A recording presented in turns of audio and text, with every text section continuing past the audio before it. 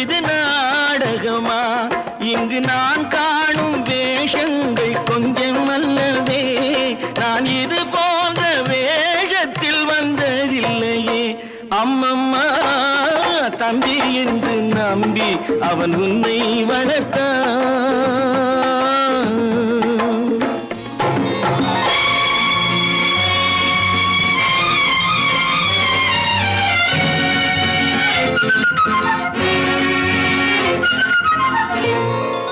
தங்கை எனும் இளைய கன்று தாய் வீடு வந்ததென்று என்னுடைய நாடகத்தில் காட்சி